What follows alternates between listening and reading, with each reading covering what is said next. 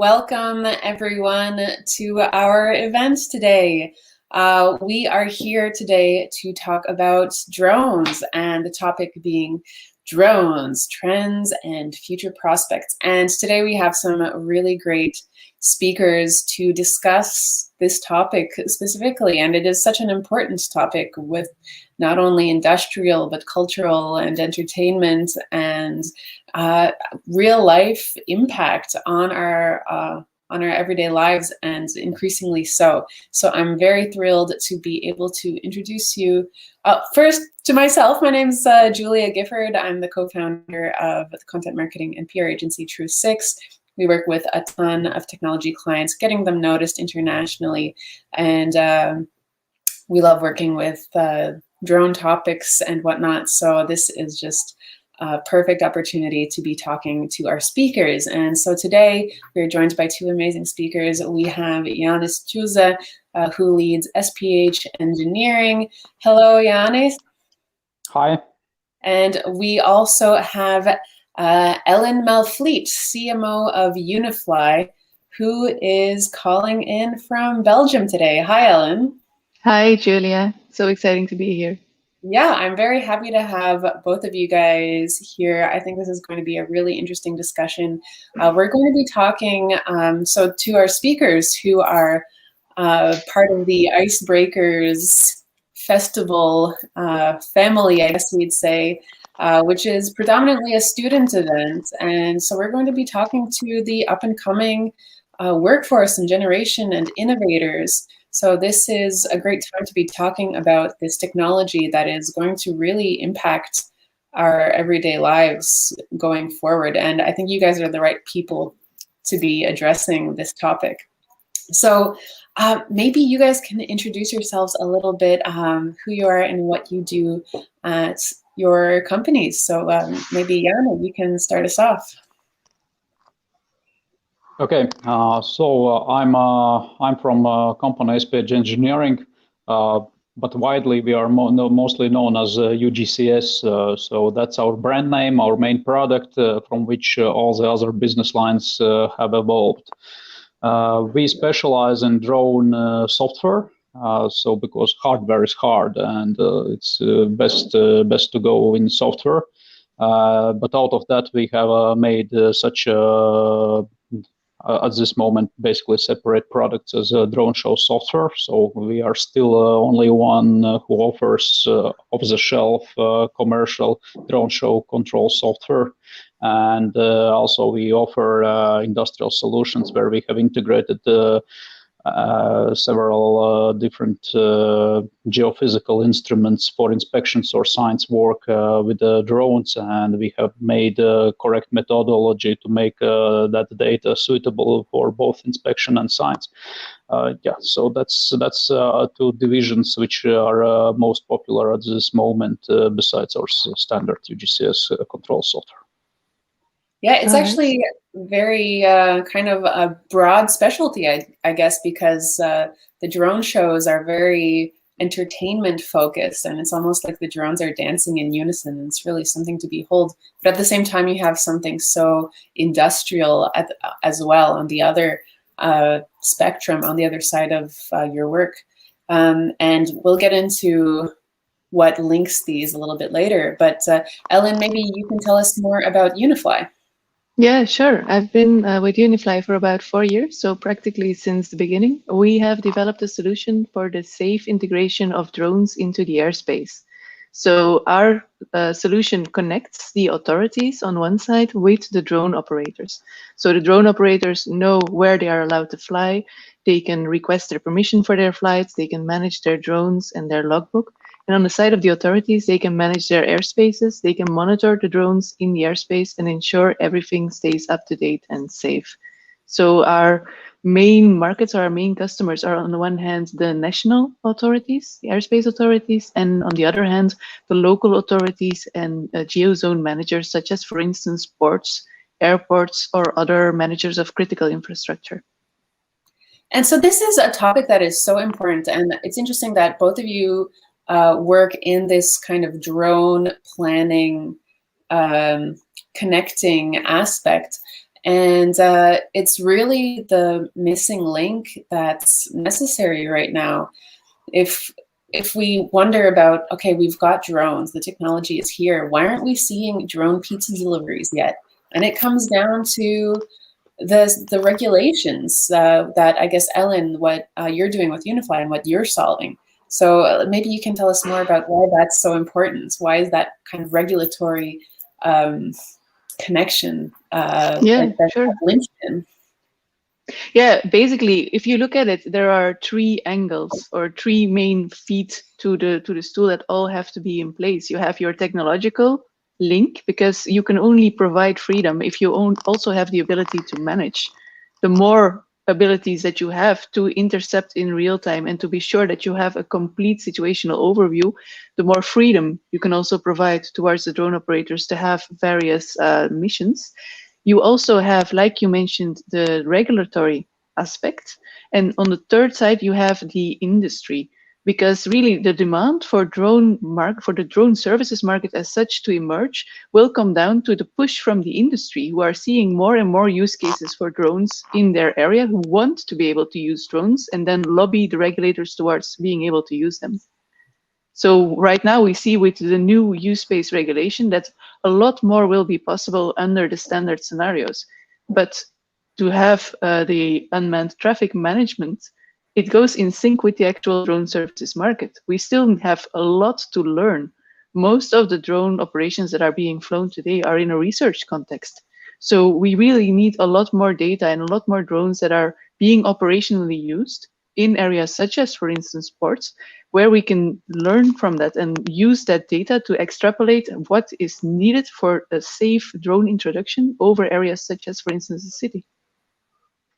Right, because when it comes down to it, it's about safety, right? Just like the aerospace aviation regulators, they need to know which planes are in the air. They also want to know which drones are in the air. Yeah, exactly. So identification is a massive part for that. So within Unifly, we also developed a blip, which is, I would say, a digital license plate for drones. So it acts as a tracker, and it also broadcasts the drone's ID, so that people can read out to see if this drone is actually allowed to be there. And the relevant authorities, much like a license plate, can also know, okay, this specific code means that the drone is registered to this person, but that would not be general knowledge. Right. So what we're getting to is that there are so many opportunities for innovation, and we're really just at the very beginning of it. So maybe, Jana, you can tell us more about the process of innovating and creating these services for drone uses, which, from what I understand, is what you do with SPH Engineering. Well, in short, we provide instruments for those who provide drone services. So we are enabling this industry to offer more services, more detailed services, or more precise services, or just expand into new industries, because our software, our curse and vice at the same time, a beautiful thing is that we are universal. And that's why, for example, when we do our marketing activities, we really have to market the same product in like completely different ways, whether it's for scientists, whether that's for industrial, or it's for just treasure hunters. So that's a very difficult thing, because we are universal, and therefore it's not just a single message which we can make a rather sharp and affect. So that's one of the takeaway points if you are making some drone-related products, or think about making them. Don't be like very boxed inside one of our applications or one of the industries, because as it is a still emerging industry, civilian drones, you can like in 3 months you can go in completely different direction with a much more success. Yeah, so that's one of the things that you need to think about when you think about drone solutions. Another thing is that do not focus on hardware. Hardware is hard, plus drone platforms, at least in my opinion, at this moment have reached enough maturity that we need some new scientific breakthrough to actually advance that. Because in last 3 to 5 years, I haven't seen much improvement, just improvement on existing designs and squeezing out the last possible juice of those designs and technologies. So yes, either think of something which will break everything what we have from hardware, or don't go into hardware. Go into services, go research what clients need, and focus on those client needs, and on software or solutions or integrated systems, what can help them ease the process. So in the end, what will become out of products like ours and the Unifly, so that will be as a product where somebody who doesn't know anything about drones, he will be specialist in his own field. He will just take out some drone out of the box and just press one button and get what data he needs. Because in the end, nobody needs neither flight plans, no data, no nice 3D models. It's just one sheet, one table, which says, okay, object to that and that, ID that and that, defect that and that, you need to send team number that with such equipment to fix that. That's what is needed by industries, not some nice pictures, nice planning tools or something like that. So yeah, that's another takeaway. Don't be a drone pilot. That profession will be soon gone, even faster than it appeared, because technology and automatization will take over it very, very soon. Well, that very smoothly brings me into my next question for the two of you, which is about how this industry has evolved over time, because we know that the pace of technological development is faster than ever. And we are experiencing innovations at a rate that hasn't previously been experienced by humanity. So my questions for you, my question is, how have you seen the industry change already over this time that you guys have been working in your fields? Just to give us an idea of the scale of innovation, and to give us a better idea about how quickly we can expect the future innovations. Maybe Ellen, you can kick us off. Yeah, sure. I think one of the major accelerating or decelerating factors are indeed going to be the regulations.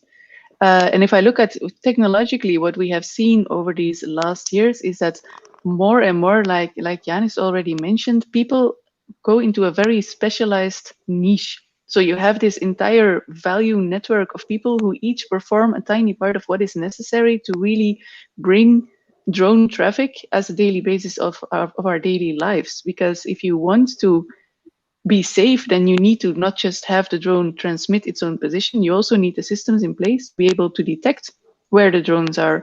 And ideally, what you want to do is to amalgate this data from all these sources and combine it together so that only those drones where an action is needed are still being monitored by somebody who has the authority to do something about it. Because unlike traditional air traffic like we see it today, you cannot manage drones in the same way. This is a digital problem and it requires a digital solution. All the drones that are adhering to their flight path and that are where they are supposed to be should not even appear on somebody's radar. Only when there is a deviation or a potential problem, that is when we need to be able to intervene.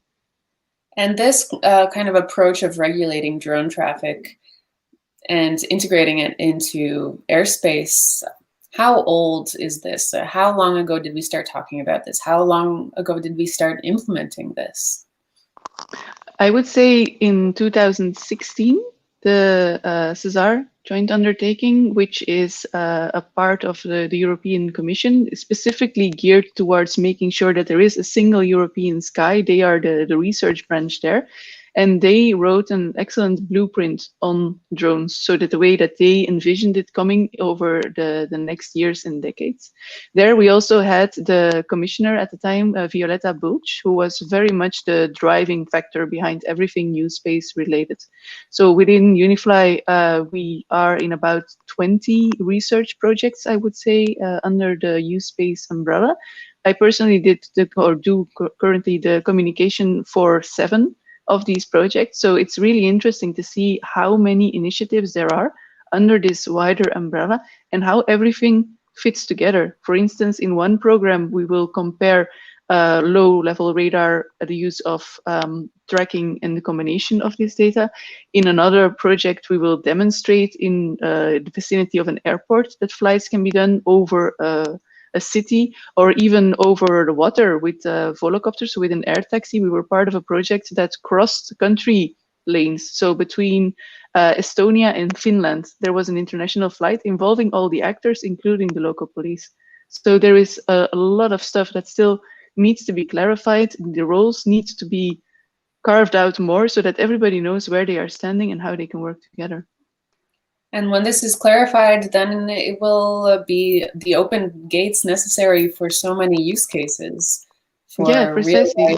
So, yeah, a lot of these use cases have already been identified. So currently, we are in the overgoing periods, I want to say. So as of January 1st of this year, the new EU legislation has become active.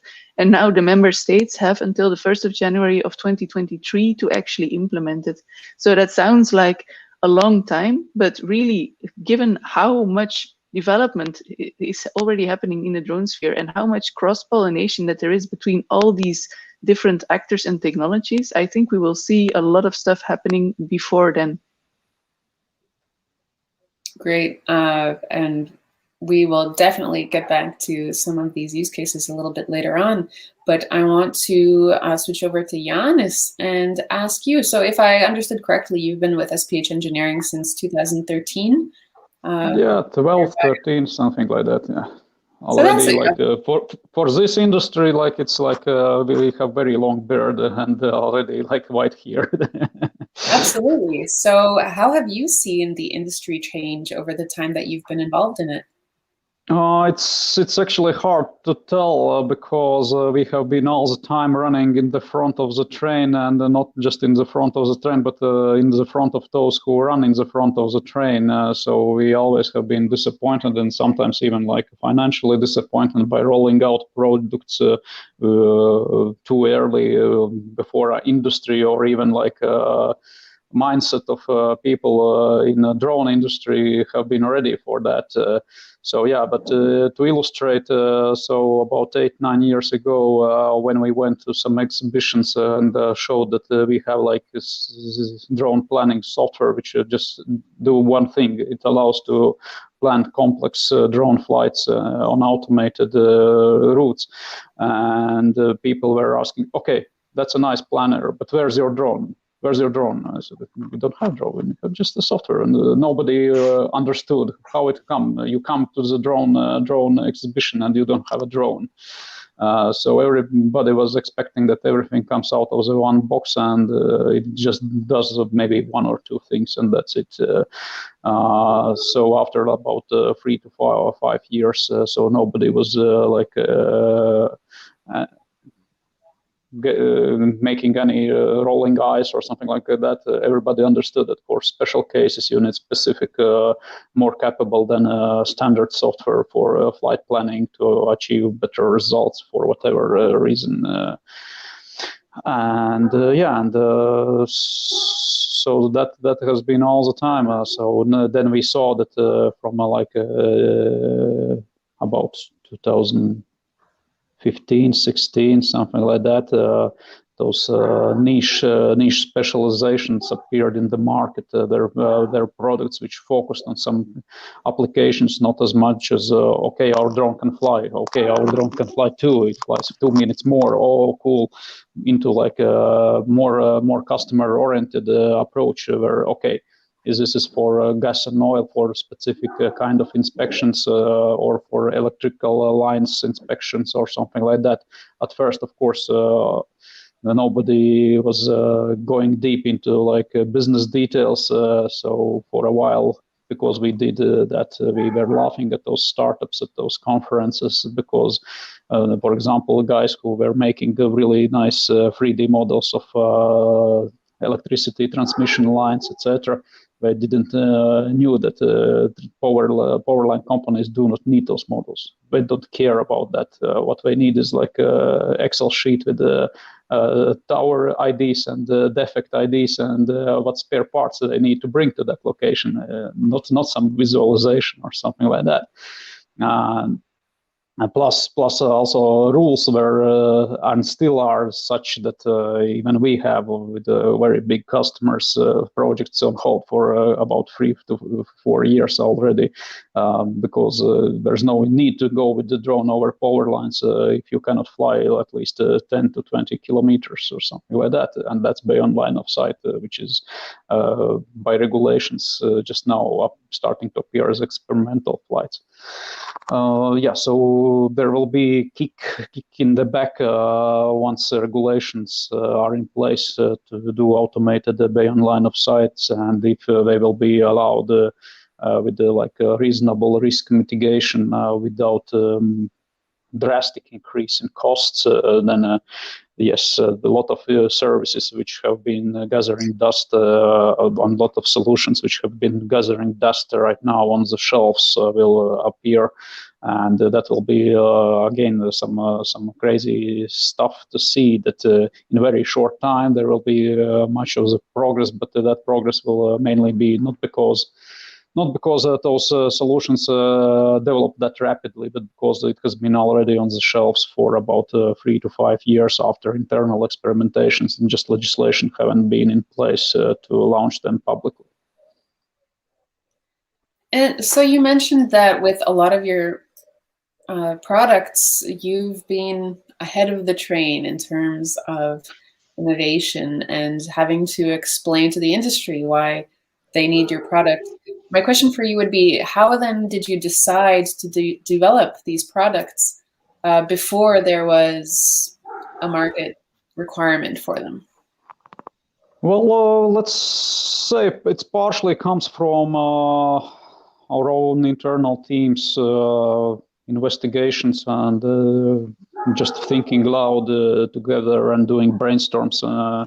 And also like from insights from talking with different technical leads from different industries, really investing time into going and just seeing what they are doing right now to do something, how drones could affect that, whether we can make it faster, more precise, or just safer. Yes, and then we identify that, and then we calculate together the business case and decide whether we invest or we don't invest. And I would suggest for those who will make some companies and make some products or develop their ideas to follow that. That first you put on the rubber boots, you go with those field guys in the field, and you see what they are doing. Just shut your mouth and look it, and then think whether your solution could help somehow that, and then make a together business calculation, and that will also help you to avoid one of the mistakes that you just think for yourself. You invest time and money in developing some prototype, and then you find out that okay, this nice looking prototype is as a service or product is not needed, because actually they need just one report.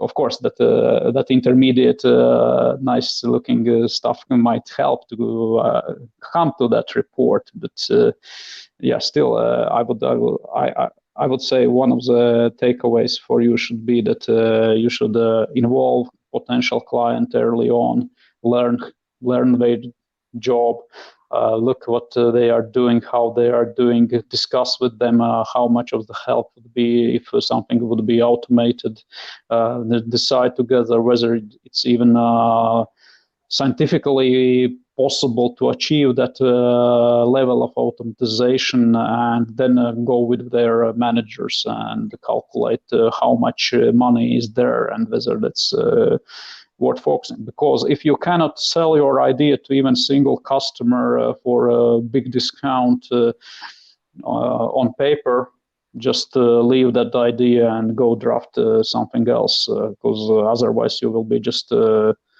at the best you will be sponsoring your hobby, or in the worst case you will be just wasting your time and your own money or investors' money. Okay, if it's investors' money and you can just earn your living for a couple of years on nice PowerPoints, which will in the end flop, that's okay probably for some, but still it's better to do something of value. There we go, some solid career advice from Jan. Speaking of career advice, Ellen, I would be very curious to hear about your path into this very specific, very exciting, and very rapidly developing industry. Can you tell us about your experience? Yeah, sure. Before I joined Unifly, actually, right after I graduated, I moved with my then boyfriend, now husband. We moved to the UK. So I worked there for a bit for IBM. And actually, I rolled into the world of technology mostly by accident, because I'm actually a journalist by training or by education, I will say. Then after some while, we came back to Belgium, and I started working as for the marketing, etc., for an enterprise resource planning solution, which is really exactly as boring as you would imagine. So for me, when I got the question from some people that I had previously worked with to join them at Unifly, I leapt at the chance, because finally drones are something tangible that you can really tell some interesting stuff about, completely different from trying to make people warm about their logistic processes and their stocks and their production processes and how it all aligns to each other. So for me, it was really a logical next step. It's also a lot of fun. And I think over these 4 years, what I have mostly learned, or what I've mostly benefited from, is really this openness and collaboration. It's a completely new world. It's going to be absolutely massive. So this co-creation aspect is really so important. Just talking to the people, hearing all the interesting stuff that they're doing. Also in the context of the use-based research projects, it's amazing to see what people are all doing, more or less loosely connected to this sphere, and all of it relevant. What I really like about drones specifically is, like, for instance, the projects that we've done for UNICEF, is that you can immediately see the positive impact that you have, that people who are otherwise cut off from modern medicine are now able to be sent vaccines, are now able to be sent medicine, and as such vastly improve their quality of life. And I think at the end of the day, that's, at least for me, that's really important. That's the value that I want to bring, is to have, even if it's only in a small way, to have some kind of impact in making the world a better place. And I really think that drone technology is an area where we have a lot of potential. Yeah, that's so important. The real life impact that these technologies can have on humanity as a whole. Can you tell us more about the UNICEF project? Was that research, or is it already in place? That was a research project. So we were part of a bunch of partners who all really brought our expertise to Malawi. Malawi is one of the poorest regions in Africa, and it's also a very difficult location, in the sense that there are frequent droughts, there are earthquakes, there are floodings. So it's really not an ideal place, I will say, to live. Plus, there is not a lot of infrastructure. So a lot of the people live in remote villages, but depending on what is going on, they really don't have access to any roads or any of the, I would say, the modern amenities. So, for instance, some of the partners there taught the local engineers how they could build and maintain the drones themselves in an, I would say, a cheap and relatively straightforward way. Because if you have an area that is for a large part like desert-like red dust sand, if you have a helicopter or basically anything with moving parts in there, it's going to jam up very quickly. So that means that a lot of the typical solutions there aren't feasible. Whereas with drones, you can easily cross massive distances. And thanks to several partners there, we also were able to have multiple uses within the same drone flight. So let's say, for instance, a drone would fly from point A to B to drop off medicine, but while flying would also take the telemetry of the area beneath. So that could be compared with the maps that were available to see if, for instance, we know that somewhere there is a village, the drone flies over it and we see that some of the buildings, the dwellings have been collapsed, or there is a flood, or there is water where there isn't supposed to be water. We can actually proactively start sending help to these people. So to figure out before a disaster has occurred that something is going to happen, thanks to this richness of data that we have from the drone flights. That's incredible. Yeah, that was really, really fun to work on. Can you tell us about some other favorite projects so that our listeners can get an idea of what kind of future they can get involved in?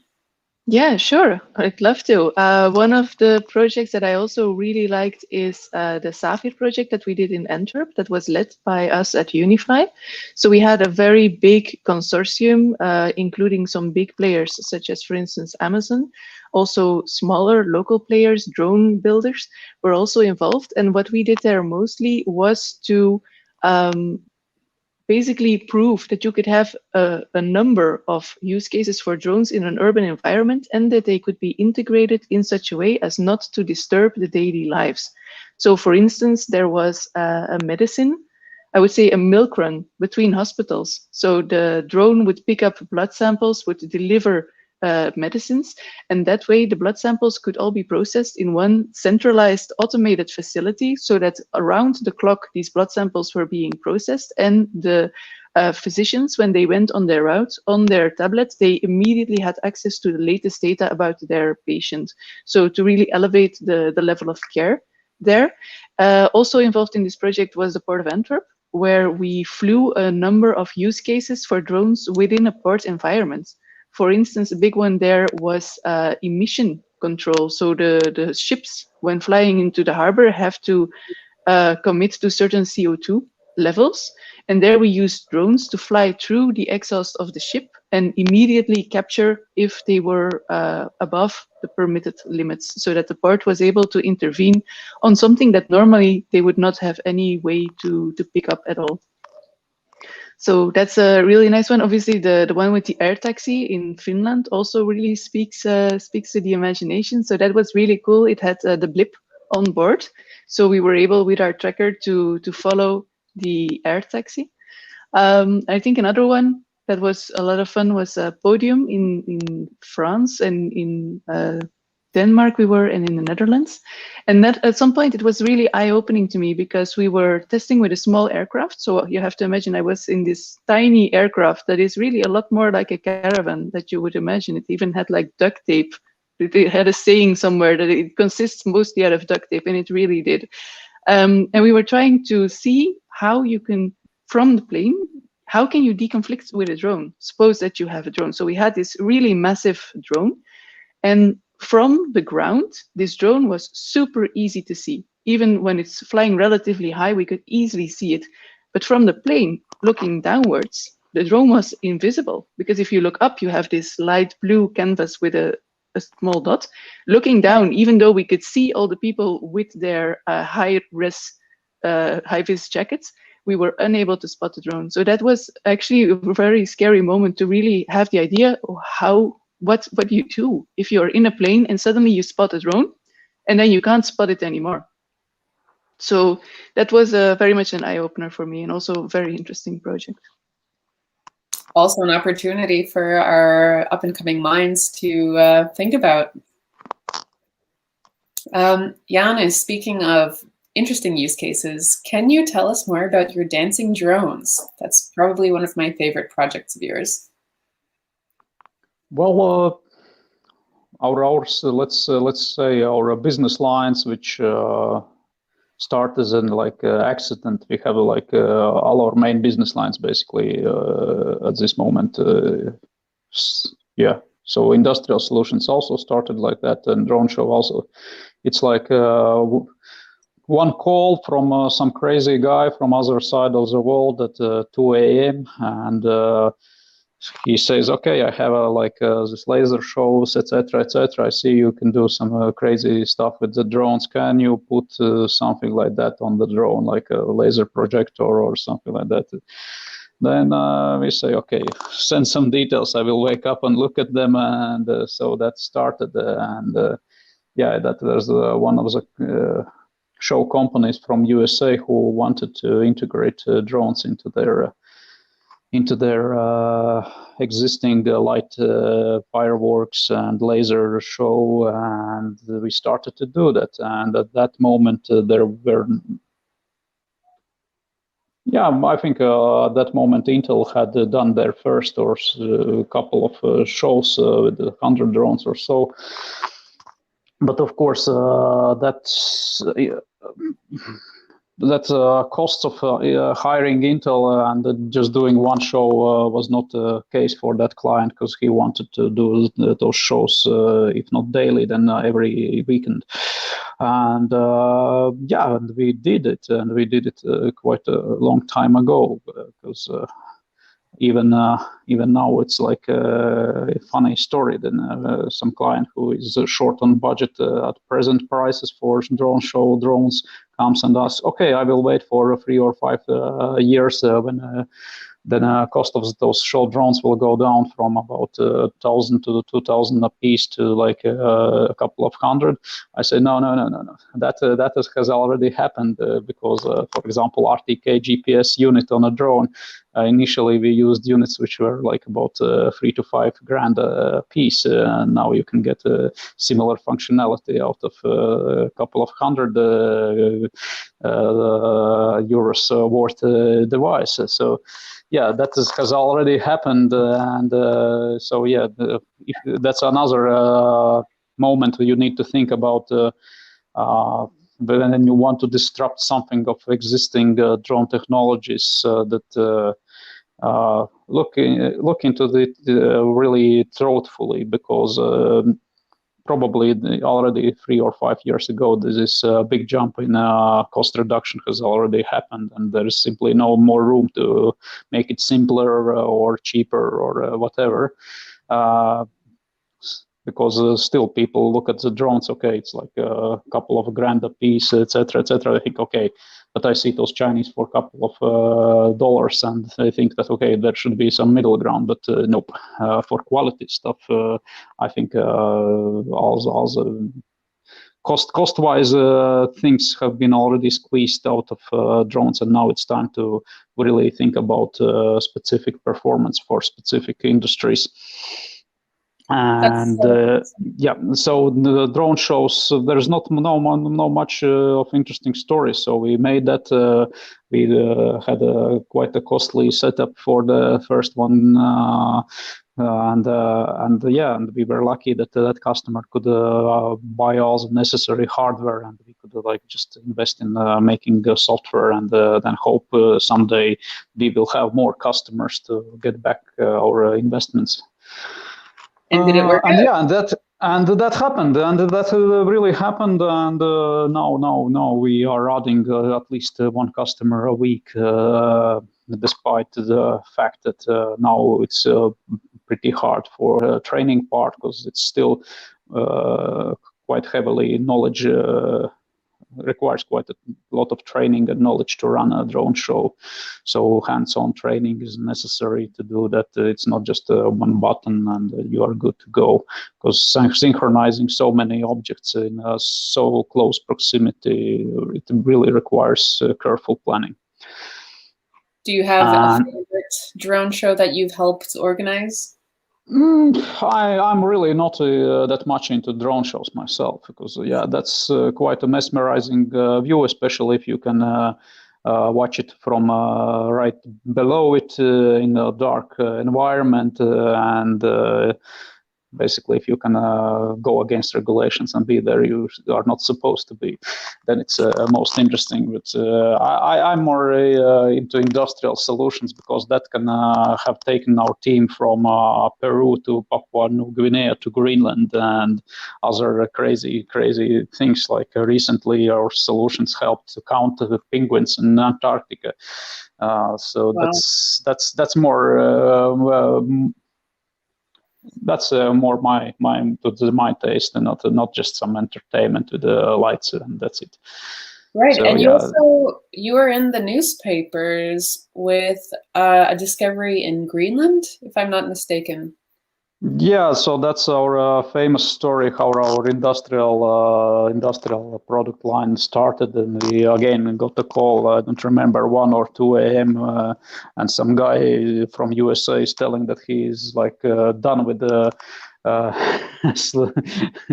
pulling sledges in Greenland, and I was like, oh, come on, why, how can I help you with pulling sleds over the glacier in Greenland? And he says, okay, I have this instrument, the ground penetrating radar, and I think instead of pulling it on the sled, I can put it on a drone and get the same results or even better. And yeah, so in the end, we ended up delivering the system for final tests in Greenland on glacier. So no man's land, nowhere to run, nowhere to go. You are dropped out of helicopter, and there you are. Prove that your solution works, or go home on foot.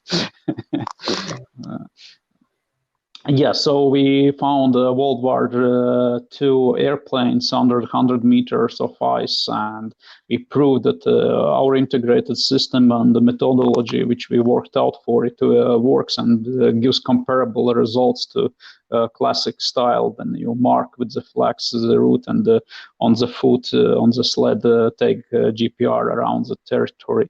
So we got results 10 times faster, and really. It just not broke. It didn't broke drone industry, because duct taping some sensor to the drone is nothing new, but it broke geophysical scene, because at that moment perceived truth was that if you put the ground penetrating radar on a drone, that will not work. And we proved practically that and on the field that it works, and the results are comparable and useful. And yeah, and we found that airplane, and hopefully this year the company we worked for will be able to get it out of the ice.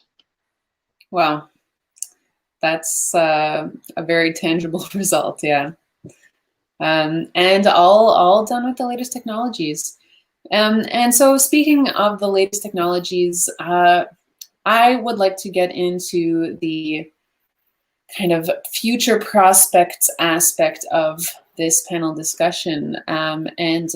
So I don't know, we could put on our imagination caps and think about where this industry is going. So Ellen, where do you see the future? For you, for the industry?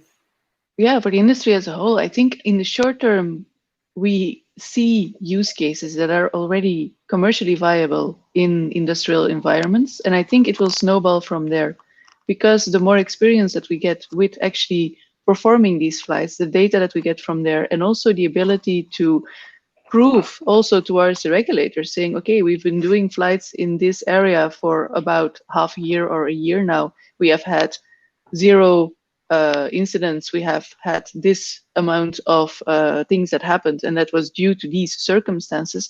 That really provides the data that is needed to go to the next point, which ultimately will be urban air mobility, but that is a long ways away. That's kind of like the holy grail, transporting people per drone. How, if you had to guess, how many years away is that? I think if I'm optimistically, I would say 2030, but I think realistically at least 2035.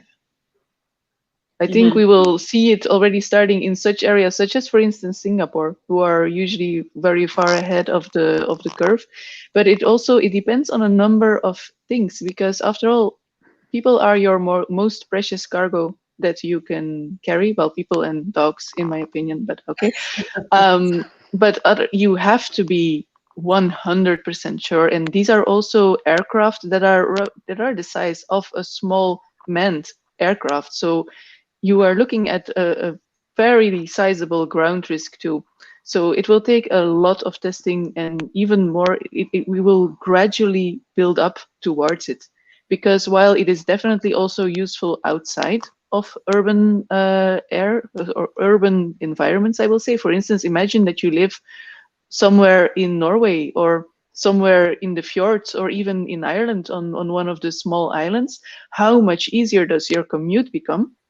And how much wider does your world become if you can commute as the crow flies? If you fly 20 minutes, you can be from your small island, you can maybe be in a sizable city where you have a lot more job opportunities. So I think we will definitely see some development there, but to have it fully out in scale will take quite some time. And the good news is that there are a lot of steps in between that, right? That people can work on and develop. What are kind of the steps or the use cases that have to become the norm before we get to this urban manned? Yeah. I think the first steps that we are seeing is, like Yanis has mentioned, you can duct tape any kind of sensor to a drone and it will perform a certain function. In terms of monitoring and also surveillance, drones can already be used today. And these are also relatively small drones. And it will give birth, or it will start the existence of, let's say, a drone in a box, so that you have sleeping drones, so to speak, at strategic points, either along a waterway or along a highway. And if something happens and you want to have your situational awareness in that area, the drone is woken up and from its perch goes to the relevant site. So I think other than that, the first use cases that we will see is also that for emergency responders. So we've tested with AED drones. So let's say something happens, I call the ambulance center while I'm still on the phone with the dispatcher, and while the ambulance crew is on its way to me, a drone is sent out beforehand. And that has actually several benefits. For instance, let's say in case of a fire, because you have your visual confirmation of what the fire looks like, they can calculate what type of fleet that they have to send out. Because what occasionally happens, especially if a fire happens in a remote area, is by the time that the fire truck arrives, the fire has already spread so much out of control that the one truck is no longer able to manage it. So it becomes kind of like a dominoes set, that by the time the backup truck arrives, both of them together are not even sufficient. So there you really have a big benefit from the use of drones. Secondly, going back to calling the ambulance, if you have a drone sent out beforehand, it will reach the person first, and you could have like an emergency aid kit on there. Like, as I would say, something to attach to the patients. Definitely an AED in case of a defibrillation would be useful. That would mean that by the time the actual ambulance arrives, that the medical personnel already have an idea of the heart rate of the patients, maybe his blood sugar levels, if there is, for instance, a problem with insulin or the like. So I think in terms of our emergency response, this is going to be one of the fastest, because this is also an area where you have a lot of social acceptance already.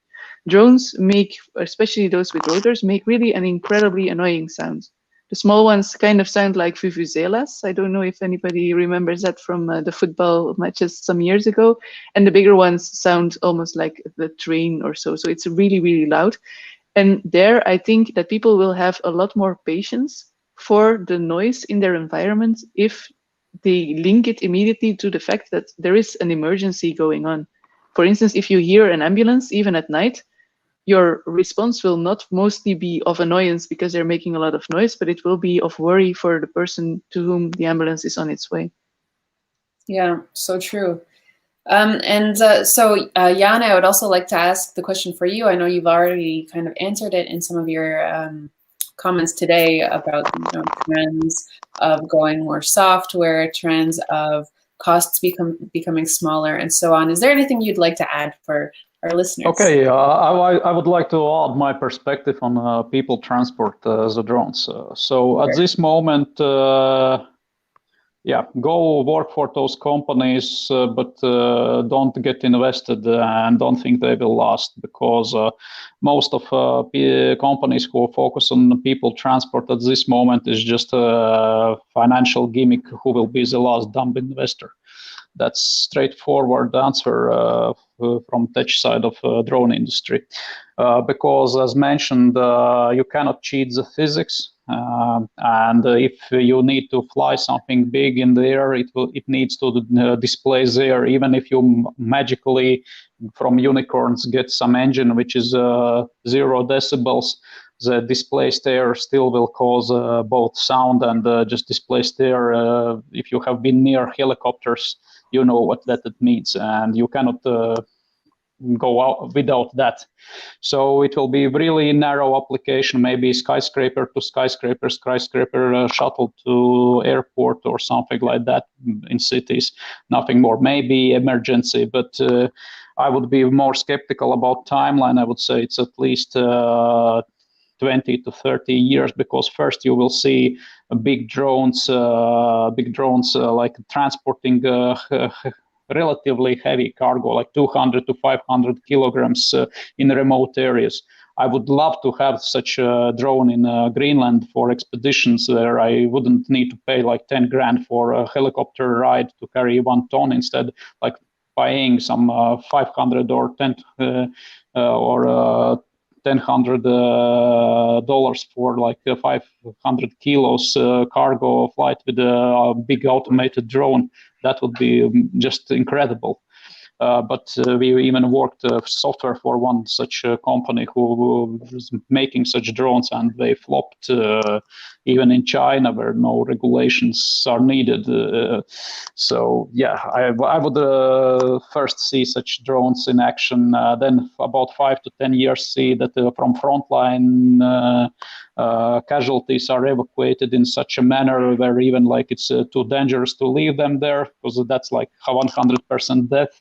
And you cannot fly in a helicopter because that helicopter will be shut down. Then let's do what we can do. Meanwhile, send automated relatively small drone in comparison to helicopter. After that, maybe in 10, 20 years, we will get to some limited people transport. But nevertheless, we have to work on regulation part, on part what Unifly is doing about integration in the airspace, because airspace needs to be ready before that technological jump happens. Another thing, once you want to transport people or fly risky missions in urban environments, basically you need to comply with all the safety regulation of general aviation. And that hits drone industry and technology really, really hard. Because currently, main advantage of the drones is that they are relatively cheap and accessible, and that means that they are unreliable. That's it. Drones are effective, very good stuff, because they are relatively cheap, only because they are unreliable. As soon as you will make them reliable, they will need to conform to aviation standards. They will need to have all the maintenance thing, all the certifications for every single little bolt. That's it. They will be even more expensive than a helicopter with a pilot, because they are unmanned. That means that standards should be more stringent, because there will be no risk of pilot himself going down. So that assumes that the operator will be inclined to do more risky flights, etc., etc.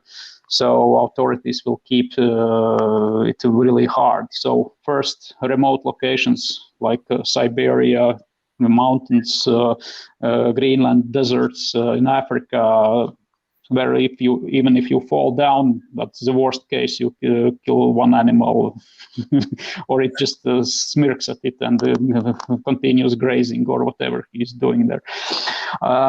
So don't be that optimistic about urban applications of the drones, especially in short time. That includes also delivery of packages. it's just a marketing gimmick this time, or Amazon drones would be flying back and forth already, because technologically we are quite ready, except like navigation in environments heavily built. There is a reflection from buildings for GPS signals. You basically need to build an alternative local navigation network with local beacons, etc., etc., plus ensure that the precision is on par with RTK GPS or more. And then again, people are just less expensive than that. So yeah, that's thing. And as I understood, this conversation initially would be more about experience in business and how to go into drone business instead of painting picture of unicorns and running around the meadow and what will happen in future. So I prepared a couple of points to take in account when you are deciding to go into drone business or go into tech companies, what you should focus on and how you should present yourself depending which strategy you choose. So first point is you have to decide whether you're creating tech company or you're creating a financial instrument called startup. Because that in the beginning it might not differ, but very soon after like first money dries up, you will have to make a decision whether show middle finger to requirements from your investors and go with technology, or become just a financial instrument who works for nice PowerPoints to get the next level of funding. Because it really doesn't go that far hand in hand, as pretty soon you will be asked to work for financial Excel results instead of technological dream work. Also, think about, I have talked and mentored several startups, and one of the biggest mistakes, I don't know how it's in Europe, but at least here in Baltics, is that people think, okay, we will start with this product here locally in one country, then expand to 2 or 3 neighboring countries, blah, blah, blah, blah, blah, blah. Nope. You go in the world and then you come back home. You start big and then scale down and adapt to local, because this is not the industry which happens at your home. It happens all around the world, and if you make something which works just at your home, you will be too late to the big game. Don't focus on public sector, military, defense. Go for commercial sector, because if you start with the public sector or military or defense contracts, there are very nice opportunities in European defense, and European funds are funding initiatives for public sector, etc., etc. But avoid those, because that's like one customer game, and that customer is very demanding, and he never chooses to cut scope. He always adds to the scope and cuts the budget. At least that's advice for those who come from small countries, so like Baltic states. Just don't go there. Go for commercial markets in large Western countries. Look for big industries. Go talk with them. Research what they are doing, what could help them. Sell first on paper. Get first client on board very early. Basically, do not waste more than a couple of months of your time before you, unless you have already that client on board. Because without his insights of industry, unless you have spent yourself 10 years in some industry and you really know what would help, don't go without good advice from a first client who is ready to bear all the pain of development with you. Hardware is hard. That's it. Unless you have really a lot of time and money to waste, don't go into hardware, because it takes a lot of time to get to something tangible where you can really see that it doesn't work with hardware. So you will burn a lot of time and money and on that. And in the end, you can see, okay, we wasted this year, we wasted this quarter to 1 million of euros, and it's completely useless. Estimate the scale, because one thing is that you look at this industry, how it develops, and you think, okay, scale is unlimited basically, but that is not, especially with the advice to focus on niche products. Early investigate what would be the scale. Like, as an example, we have industrial sensors integrated and worked out all the methodology, but we are very clear that we will, during all the lifetime of our company, we will sell maybe a couple of thousand of those. We will be happy to sell like 100 units in the nearest future of 2 to 3 years.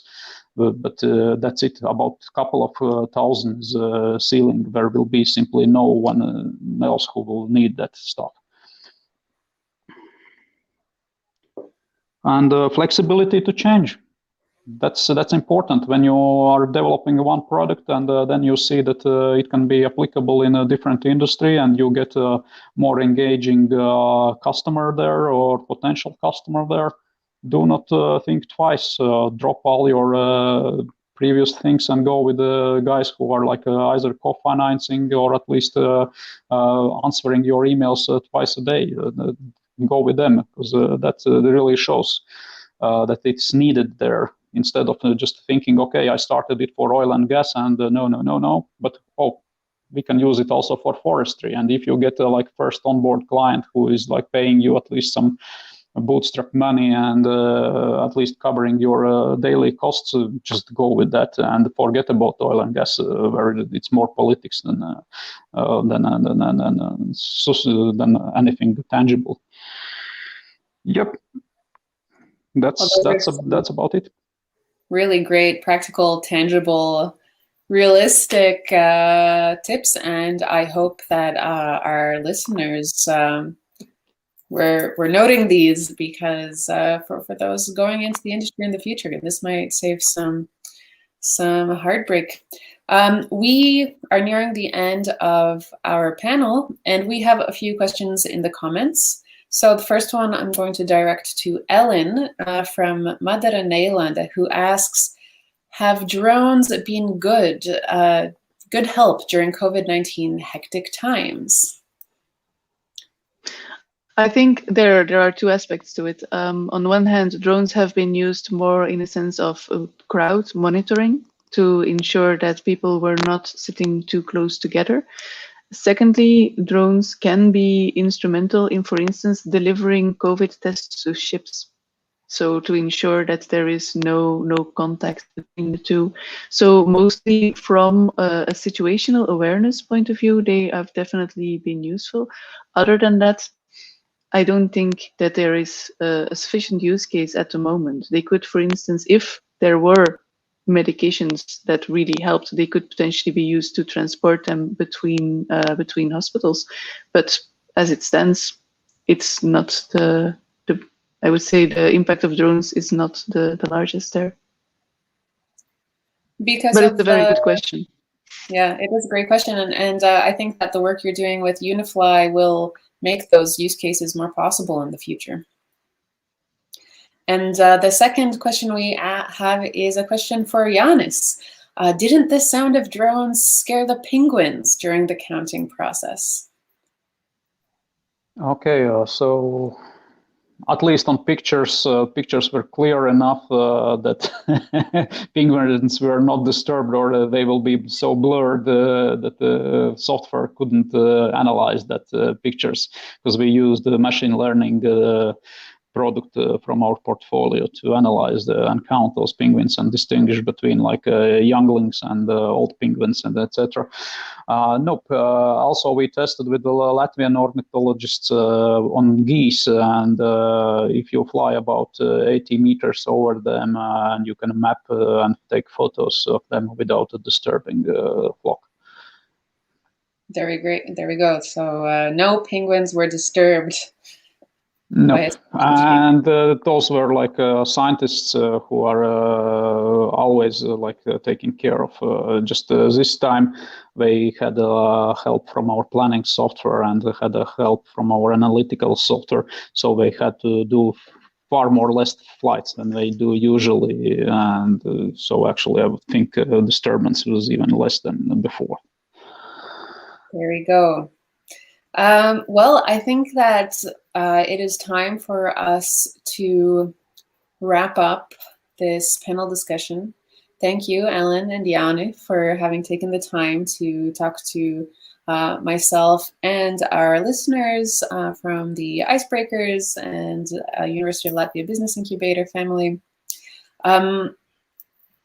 If our viewers were interested on following along with your progress, where would they be able to follow news? Ellen, can you quickly let us know? Yeah, sure. We have our LinkedIn channel is actually the one that I use most.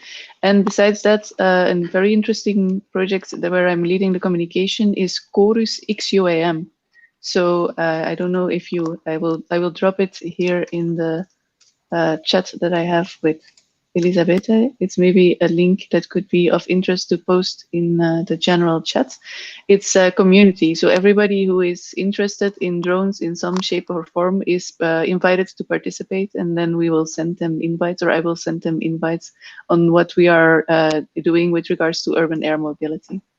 Amazing, and I think that we can also have the organizers add that link to the Facebook event so that everyone can find it also when this live stream has ended. And same question for you, Janne. Where can people follow your news and updates?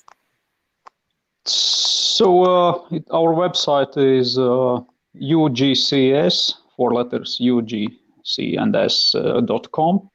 Also, we post news on Facebook, and if somebody wants realistic and a little bit skeptical view on their idea, or they just discuss some proposition and have like early insight whether that will work at this time or 5 years from now in drone industry, they can contact me directly. Also, I'm not shying away from communication.